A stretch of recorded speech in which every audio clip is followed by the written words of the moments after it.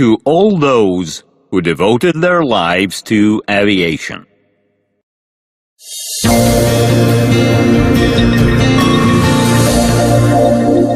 The Wings of Russia studio presents.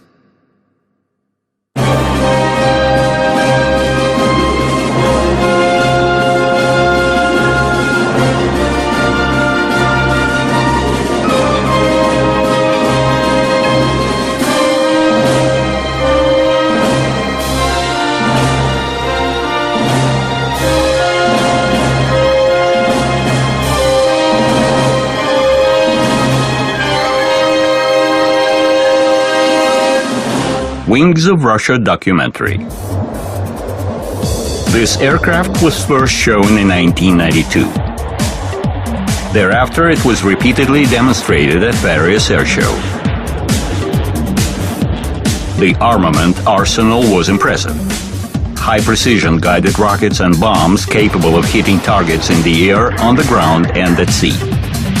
It was not just an aircraft. It was a whole combat complex.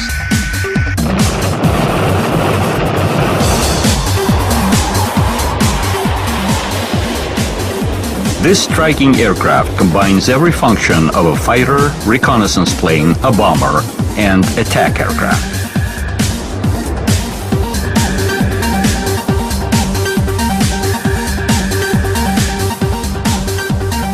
The route from inert attack aircraft of the mid-20s to this wonder weapon of the end of the century was not easy.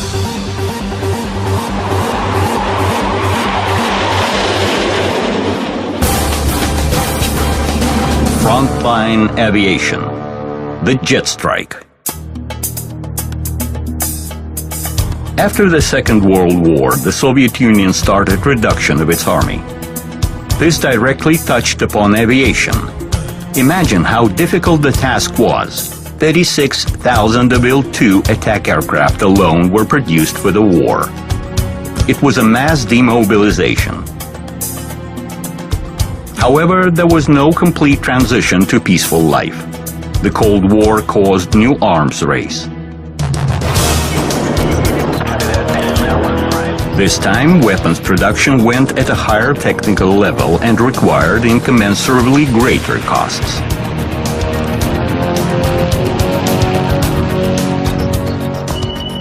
In the beginning of the 50s, the Air Force of the USSR were divided into three types. The long-range aviation was designated to resolve strategic tasks.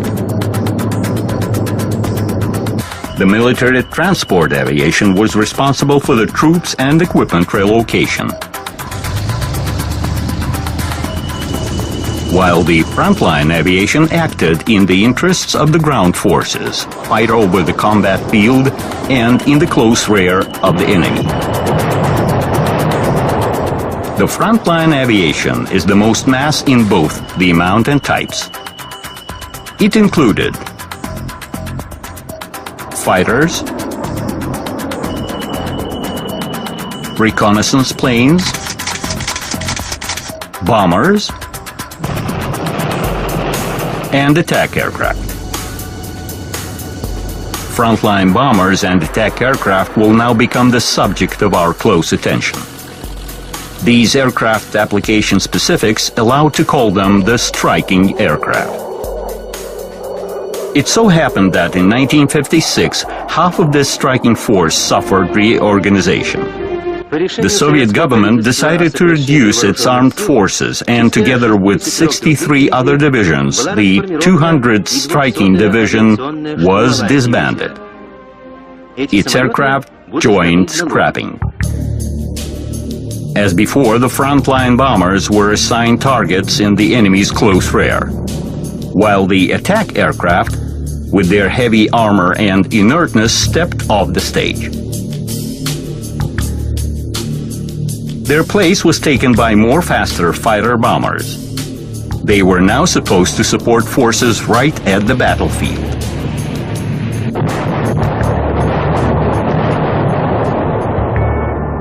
At first, regiments of the fighter-bomber aviation were equipped with MiG-15.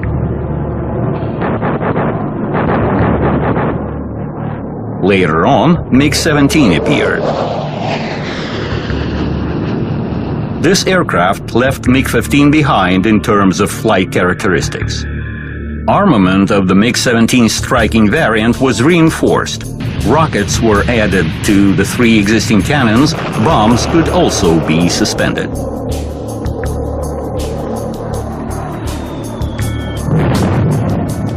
The use of pure fighters for such tasks was, of course, a temporary measure. From the beginning, these aircraft did not comply with the striking aircraft class. However, what the militaries liked in them was their speed. MiG-15 made a good showing in the Korean War. In fact, speed seemed to be half the battle. Designers, based upon achievements in the engine's construction as if reveled in the discovered abilities, joined the race for speed. Together with the fighter bombers, the frontline bombers had to be made faster. In the second half of the 50s, the old subsonic Il-28 had no chances to penetrate the enemy's air defense. Several new aircraft were offered to substitute the Ilyushin's machine. The supersonic Il-54 made in the Ilyushin Design Bureau was a sequel of the Il-28 concept. The Tupolev's Tu-98 frontline bomber had almost the same flight characteristics. But the winner in this competition was Alexander Yakovlev's aircraft. The first test pilot of this aircraft was Valentin Volkov. The two-seat Yak-28 became the first supersonic bomber entering service for the frontline aviation. This aircraft could carry up to 3 tons of bombs. But to hit the target was quite another task. Capabilities of Yak-28 in this respect were limited. The navigation aiming equipment just started its climb to the top of perfection. Well, Yak-28 was being created as a tactical nuclear bomb carrier in the first place. The future war in general was assumed as a nuclear war, and accurate bomb dropping was not decisive.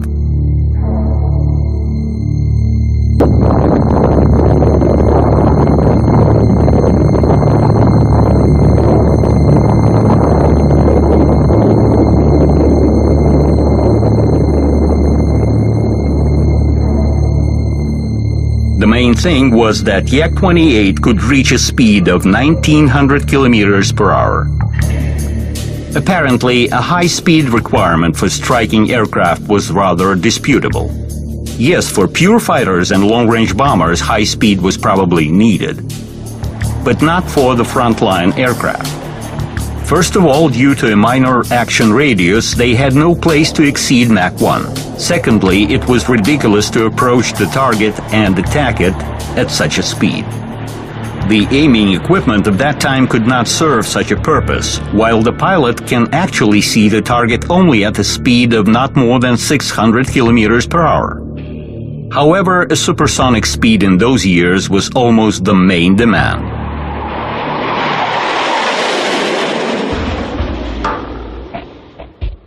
By that time, a leader in the high-speed aircraft development and fighters in the first place appeared in the USSR.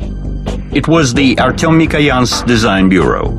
It made a sound representation of a number of its aircraft of this type.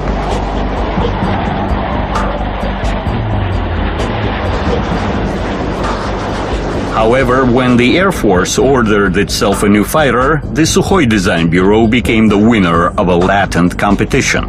Its Su-7 was even put into serial production. However, some other fighters was commissioned for service. Su-7 was too heavy as a fighter. Therefore, it was turned into Su-7B, a fighter bomber. Bridges, ferries, engineering constructions, enemy's combat equipment located in the frontline area were among the potential target. Su-7B, capable of carrying significant payload, including tactical nuclear bombs, started to fill Air Force units in large quantity.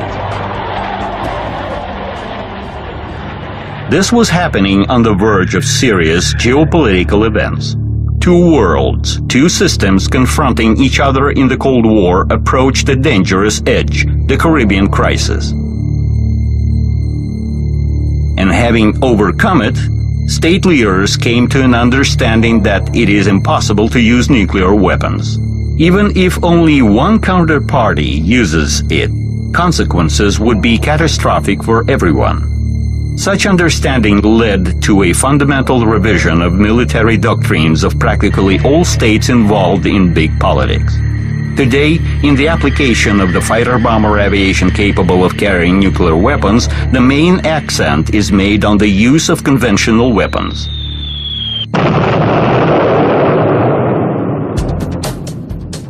By the end of the 60s, Su-7B served in 25 air wings of the Soviet Air Force.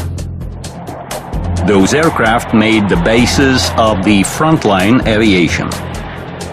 As compared to aircraft of the previous generation, Su-7B seemed to have an apparent advantage. Its speed was over 2,000 kilometers per hour. But what was interesting, at one of the maneuvers, the supersonic Su-7B was less successful than its subsonic but more maneuverable predecessors. The practice itself was cooling down the speed fans. Apart from low maneuverability, this striking aircraft had other drawbacks. Due to weak navigating equipment, those aircraft could be efficient only at daytime and only in good weather.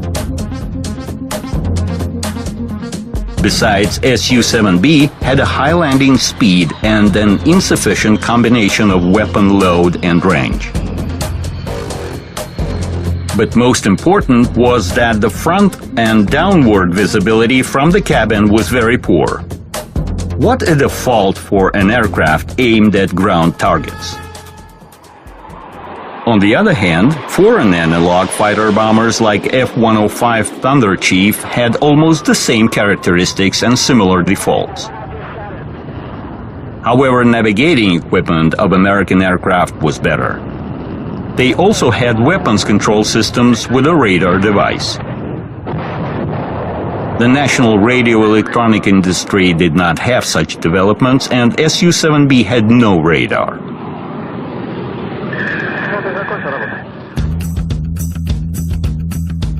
A characteristic feature of those times was the aircraft's cross-country capability, making it take off and land without any prepared strips. The aircraft with this purpose was equipped with a wheel and ski landing gear.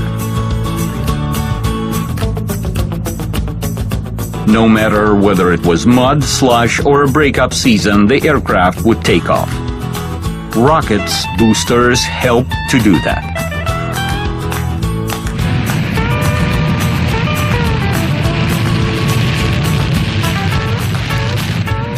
Just the outlook of such a roaring monster seems to embroil any enemy.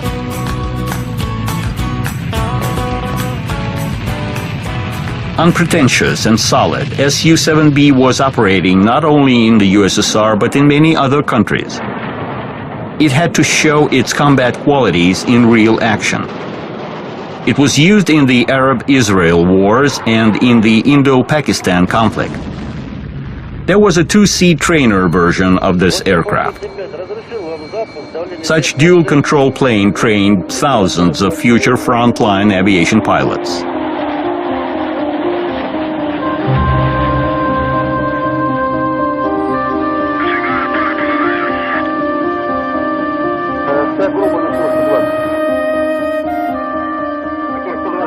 Su-7B was the product of its time, when technical and aerodynamic perfection was yet out of discussion.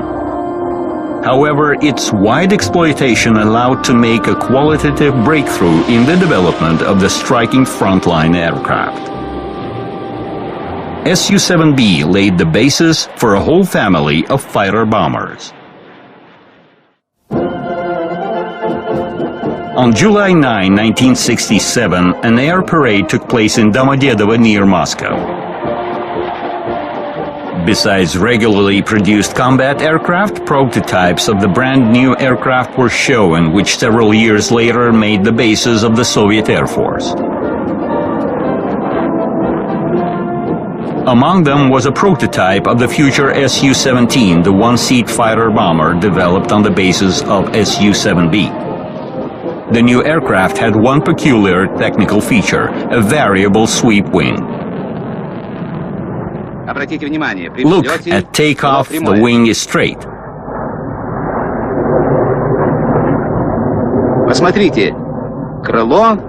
Now the wing is swept. The wing becomes one more straight at landing.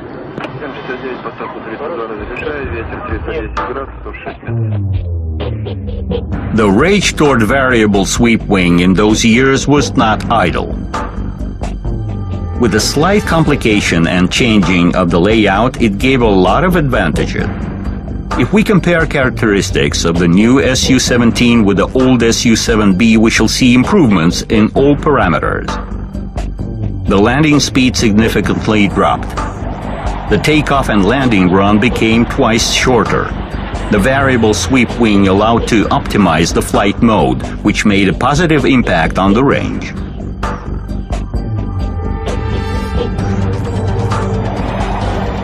By the beginning of the 70s, the unreasonable race for speed stopped. For the fighter bombers, more important became not the altitude speed characteristics, but the radius of action, ability to base on short, unprepared airdromes, impressive weapon load, and efficiency in hitting ground targets. Fighter bombers were more becoming attack aircraft rather than just fighters.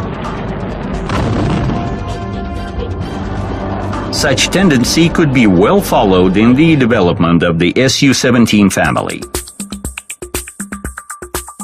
Su-17 was commissioned in 1970.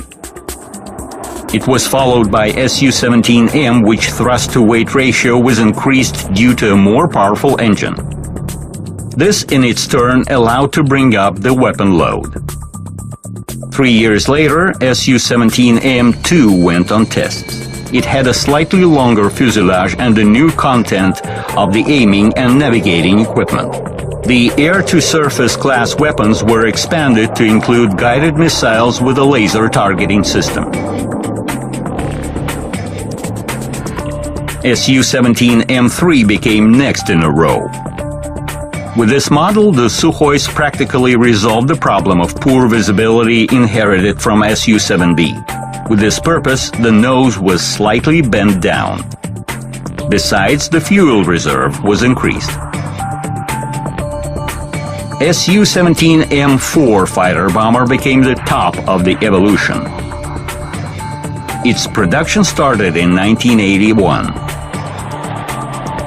Lesser demand for speed characteristics brought to weight saving and simplification of the airframe. In result, the weapon load increased to 4 tons. This aircraft had almost no features of a fighter. It was a real light bomber. For the aircraft of this type, one of the main bomb-dropping technique was at diving. Efficiency of such method was known from the days of the Second World War. New tactics was mastered. For example, pitch-up bombing. At diving, the aircraft goes down. Instead, at pitch-up bombing, it climbs. When the bomb is detached, the aircraft quickly flies away. The bomb continues to gain altitude for some time and then vertically drops on the target.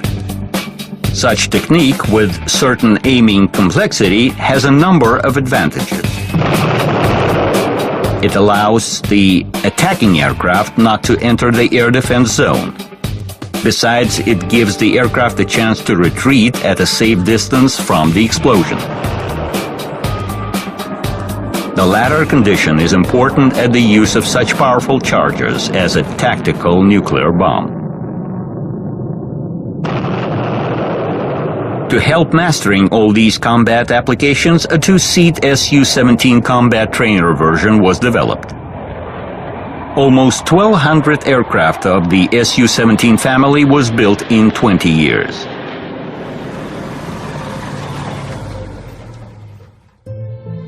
It should be outlined that in those years, Su-17 fighter bomber was not the only one in its class. When Brezhnev came to power in 1964, the military budget began to swell. Money for the new aircraft could be obtained with no difficulties.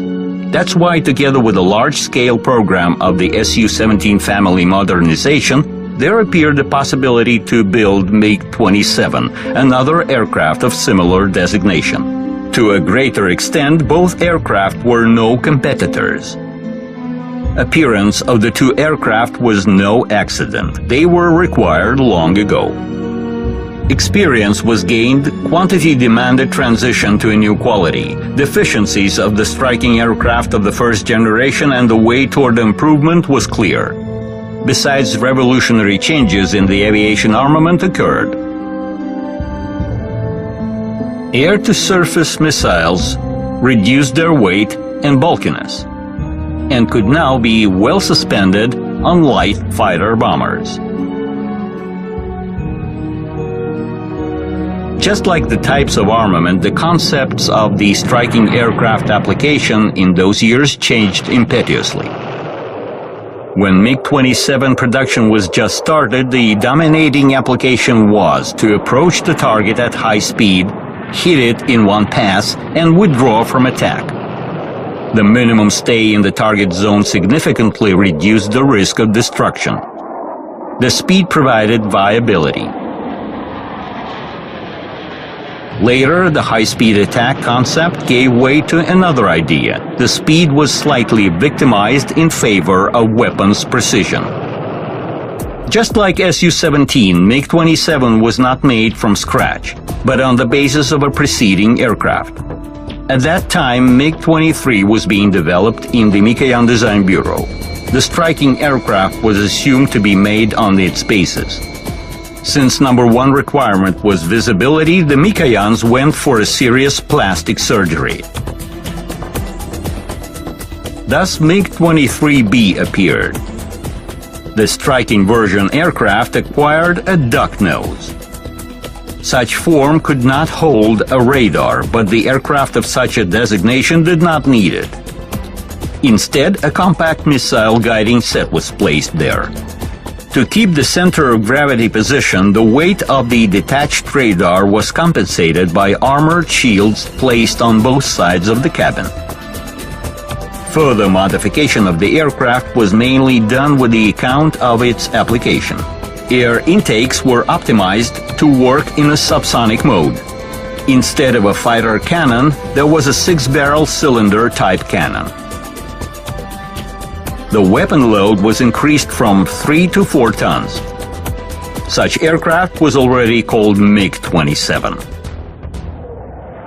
In 1974, this aircraft was first taken into the sky by test pilot Valery Minitsky. This aircraft had a lot of new technical solutions, thanks to which the most complicated combat tasks could be performed in the entire range of altitudes, including critical load altitudes and supersonic speed. It was a good and required aircraft. It was nicknamed Balcony for the perfect visibility. Indeed, the pilot did not see the nose of the aircraft. Instead, the battlefield was clearly visible. The powerful 6-barrel cannon deserves a separate attention.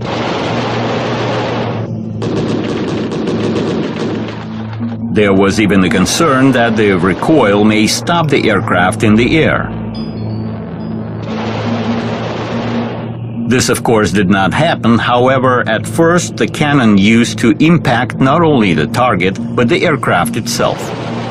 Shooting produced gas dynamic disturbance that troubled the engine. The aircraft equipment and suspended weapons suffered from vibration. The aircraft was significantly modernized when it was equipped with the Kyra laser aiming system. Such modification turned out to be very expensive, but this aspect did not bother the militaries much.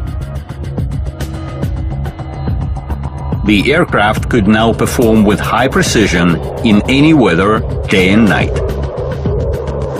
Kyra allowed to detect targets at greater distance than before, without entering the enemy's air defense area.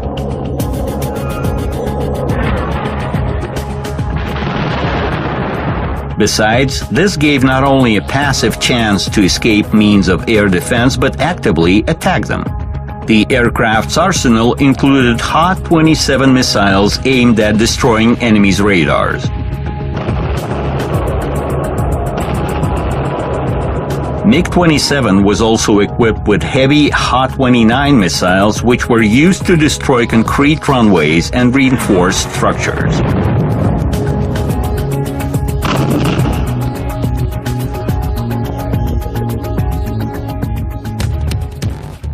The first reaction toward improved MiG-27 in the wings was normal: abruption. Examination and mastering of a new highly intellectual equipment was a hard labor.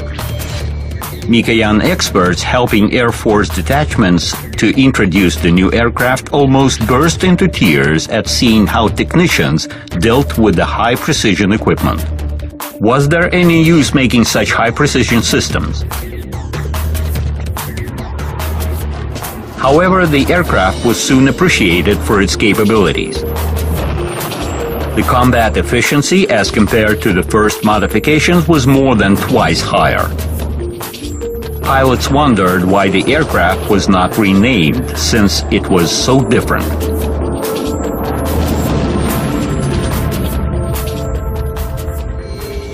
Many countries purchased MiG-27. The major importer was India.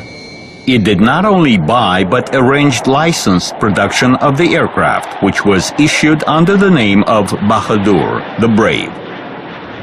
With continuous upgrade, MiG-27 has been still serving in the Air Force of India. The requirement for such an aircraft is dictated by stable instability in the state of Kashmir, a long-lasting reason of dispute with the neighboring Pakistan.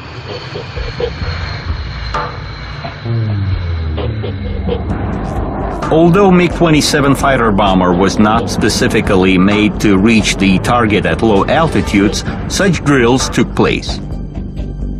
And if the breakthrough was massive, it was successful as a rule. Target approach at low altitude allowed to stay unnoticed by the enemy's radars, and therefore to minimize the risk of being hit and carry out the combat task. High speed added to invulnerability. But a fighter bomber has nowhere to reach it. The targets are nearby at the front line. A frontline bomber, sometimes flying thousands of miles over the enemy's territory to the target, is something else. Here, the supersonic speed combined with the low-profile flight would be right to the point. Such requirements made the basis for the new frontline bomber, Su-24. In the course of its development, this aircraft underwent significant changes. It was started as a modification of the Su-15 fighter.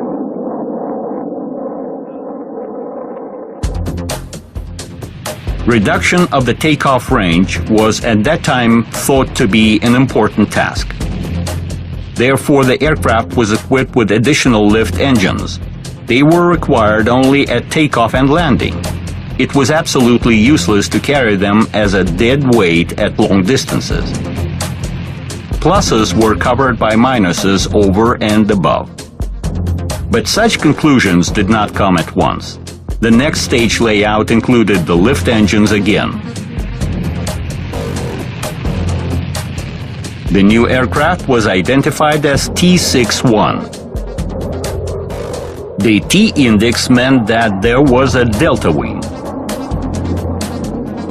Then wings had downward endings, or as designers called them, the flippers. They provided the aircraft with a more stable flight. The fuselage had square section with sharp edges, just like the leading Western aircraft layouts seem to have.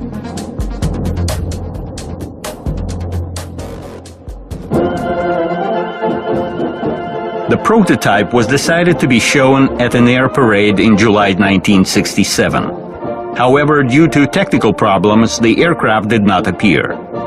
Since it was too late to change this scenario, a painted black Su-15 flew accompanied by the words of "a new Soviet fighter bomber." As it was already said, the future Su-24 design did not escape influence of the Western aircraft. One of them was the American F-111 fighter bomber.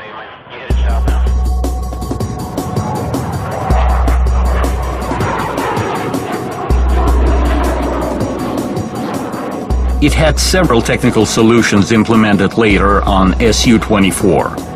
For instance, the variable swept wing. Substitution of the delta wing for a variable swept wing provided the aircraft with perfect takeoff and landing characteristics, which allowed to give up the burden of the lift engines. This also allowed to optimize flight parameters at different altitudes. The low-altitude flight required an additional radar in the navigation system. Besides the pilot, a navigator was added to the crew.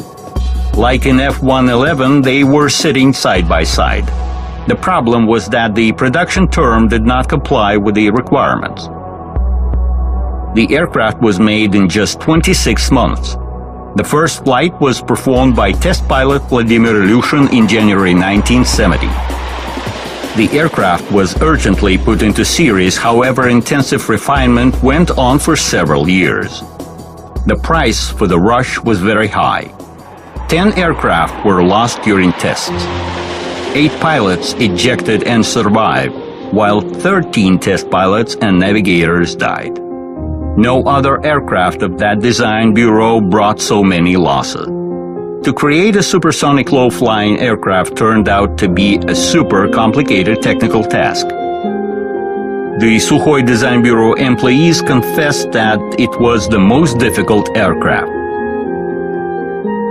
But it turned out to be an all-time and all-weather menacing weapon. The terrain following flight occurs at a speed of 1,300 kilometers per hour. The range is over 2,000 kilometers. 7 tons of combat load. Su-24 was commissioned in 1975.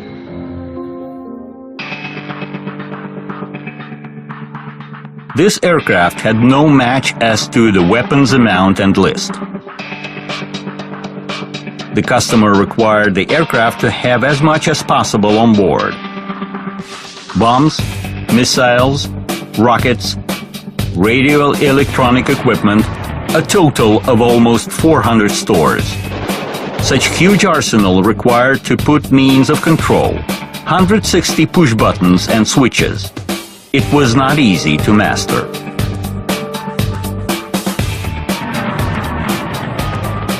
Divisions started in the air regiments. Some crews specialized in bombs utilization, others in missiles.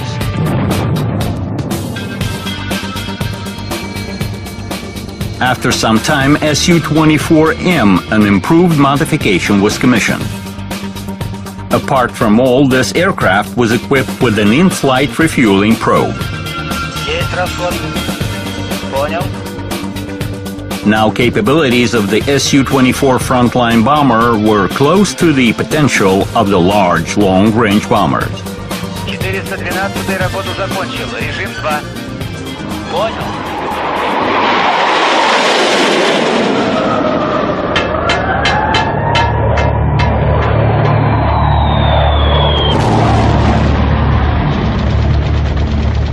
In August 1964, the Vietnam War started.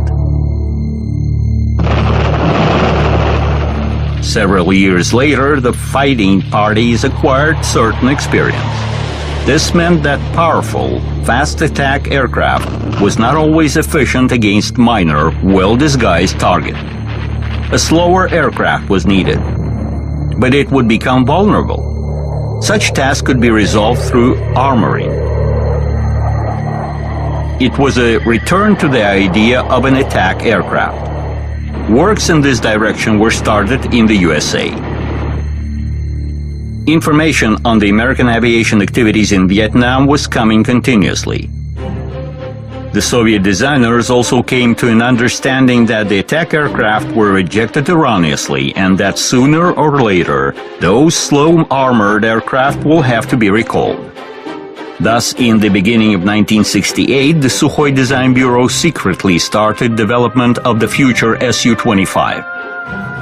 The new defense minister, Andrei Grechko, approved of the novelty in 1969 and the works went on officially. In order to comply with the formalities, a tender for the new attack aircraft was announced. Design Bureau of Sergei Ilyushin, which attack aircraft became famous in the Great Patriotic War, got involved. Right after the war, Ilyushin developed a jet attack aircraft. This time he offered a version of that old-time aircraft.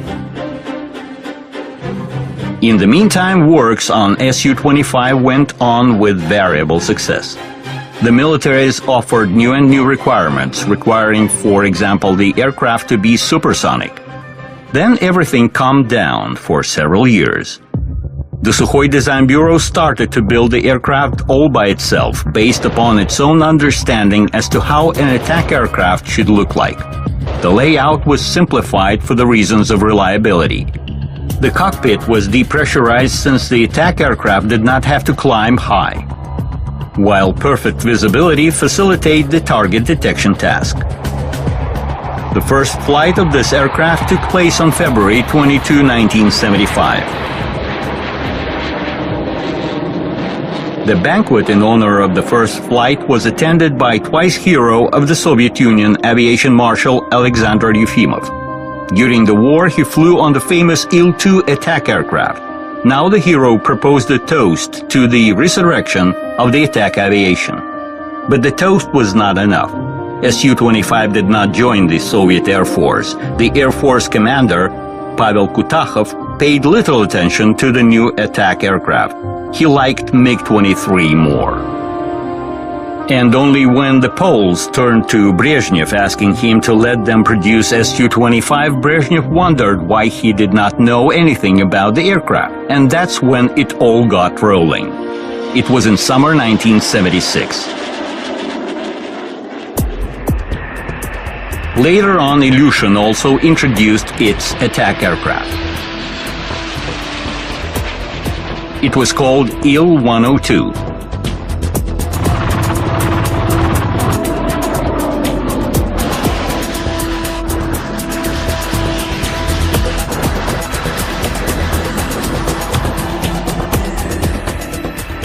But the deal was already done. The niche was taken by Su-25.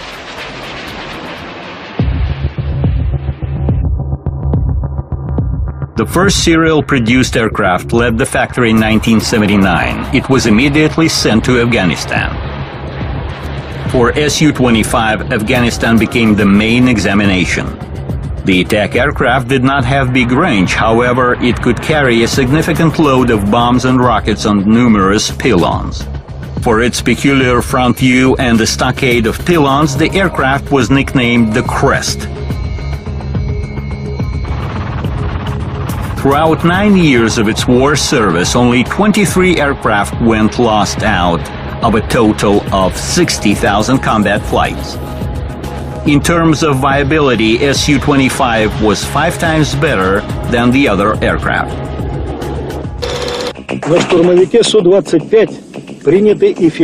Su-25 was equipped with efficient survival measures in case of a Stinger hit. Tests results were completely confirmed by combat implementation in Afghanistan when aircraft used to return on one engine and with a pierced fuel tank. It gained stable reputation as the most viable aircraft. Fuel tanks sustained direct hits. During combat activities, not a single fuel tank explosion incident was detected. Not a single pilot was killed inside the armored cockpit. Armor protection of the most important units of the aircraft and its crew is the subject of the aircraft designer's pride. This aspect was specifically analyzed from the beginning.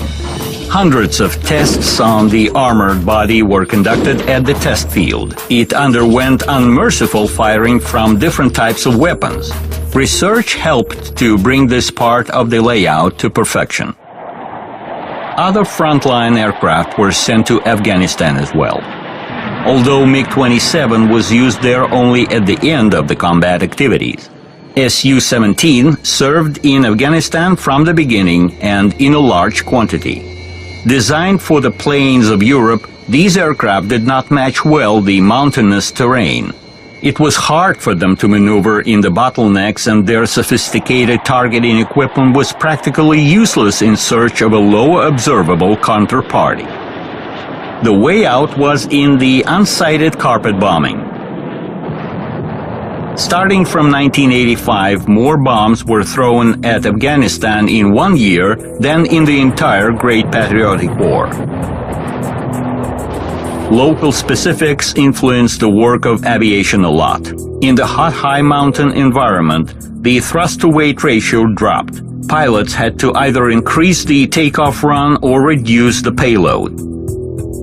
But still, Su-17 was worthy. Reliable and enduring aircraft flew even in sandstorms.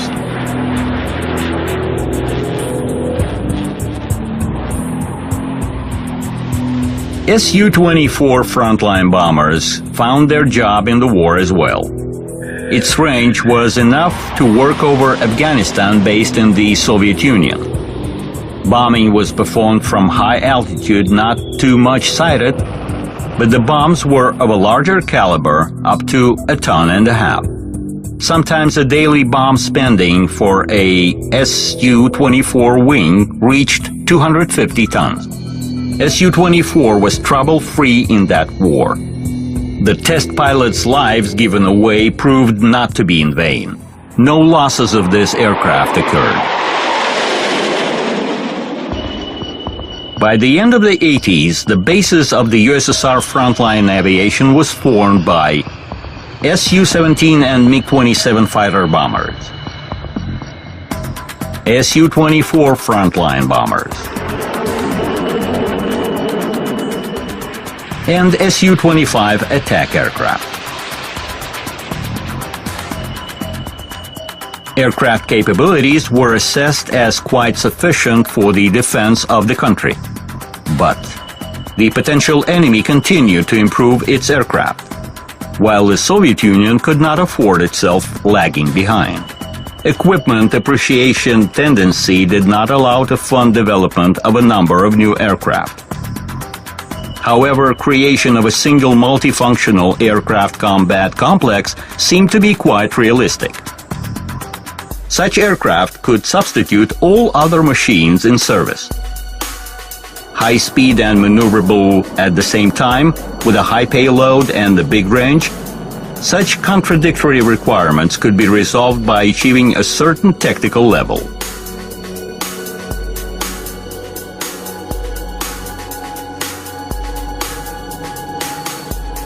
This kind of aircraft was started in the Sukhoi Design Bureau in the beginning of the 80s.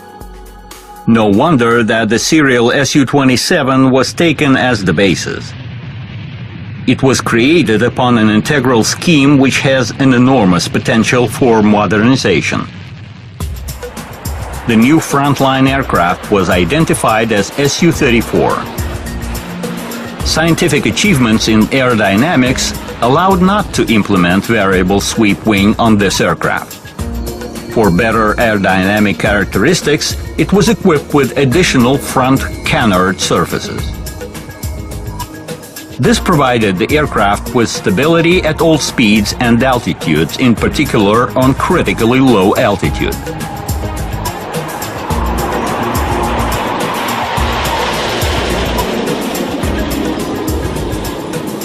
The characteristic feature of the integral scheme, almost ideal from the aerodynamic point of view, is its significant internal volume.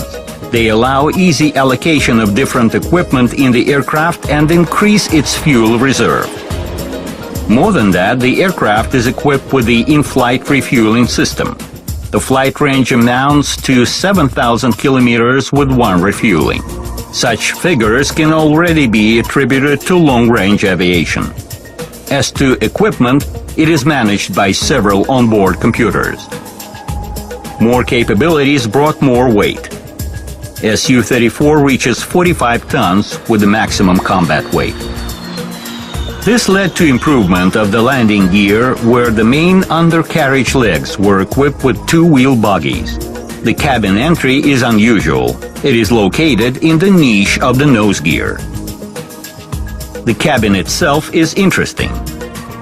It is spacious, comfortable, with perfect visibility. Like in Su-24, the crew sits side by side. This facilitates pilots' interaction. Rest and food taking during a multi-hour flight is envisaged. Su-34 armament is impressive. Various missiles and bombs to destroy ground and sea targets.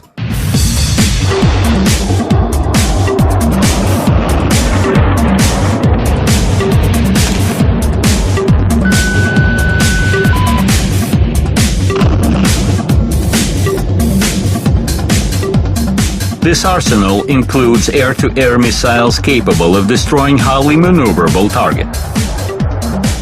From its predecessor, Su-27 fighter, this aircraft inherited wonderful piloting characteristics.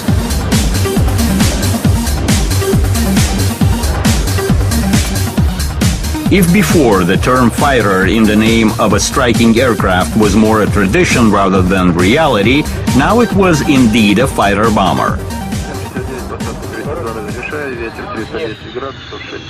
By the beginning of the 90s, when the aircraft was ready, Air Force already experienced difficulties in buying these machines. Promotion efforts brought some results. A decision to put it in production was taken. It was started in Novosibirsk. Simultaneously, all one-engine attack aircraft were decommissioned irrespective of their resource. MiG-27 and Su-17 were announced unreliable and were sent in custody.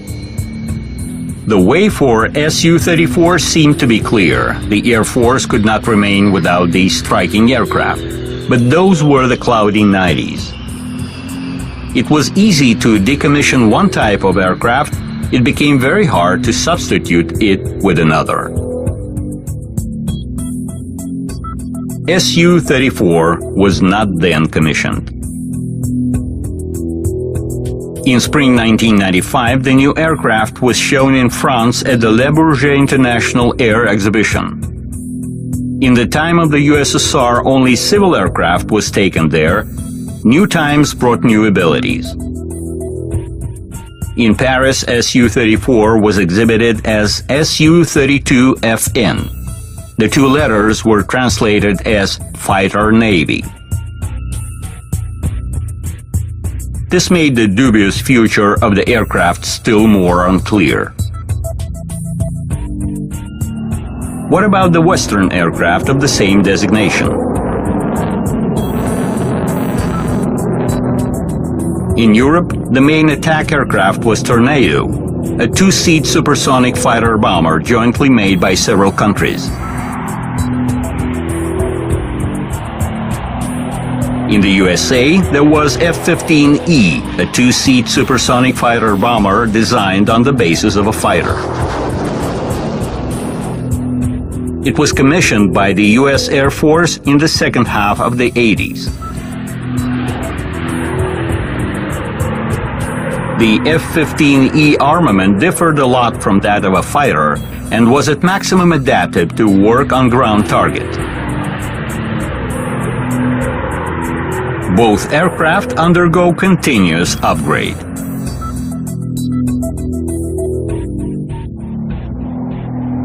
As to Su-34, One can state a lot about the fact that this aircraft had no match in the West. The real point was that the Western aircraft were already in service.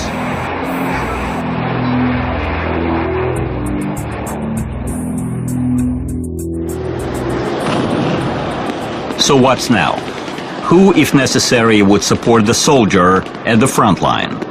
As of the beginning of 2008, the picture was the following. The most mass frontline aircraft in the Air Force of Russia today is Su-24. Gigantic capabilities of Su-24 designed in the heat of the Cold War have been optimized for the deep penetrations into the enemy's rear and are somewhat excessive for the battlefield. MiG-29 and Su-27 fighters can also attack ground forces, but they do this not as efficient as the specialized aircraft. The multi-purpose Su-34 is so far in plans. Several aircraft have been given to the Lipetsk Training Center. Other machines have been thoroughly tested in the Air Force State Test Center. There, in mid-90s, Su-39 underwent tests. This aircraft is an all-weather modification of the Su-25 attack aircraft. Su-25 itself, a viable, unpretentious, well-armed, remains the main aircraft of direct ground forces support. And of course, helicopters. Today, one cannot imagine a battlefield without these rotary wing machines. Time changes, together with the changing priorities and combat concepts. Soon, we might see a completely different aviation of different ground forces support. Time will show how it would look like.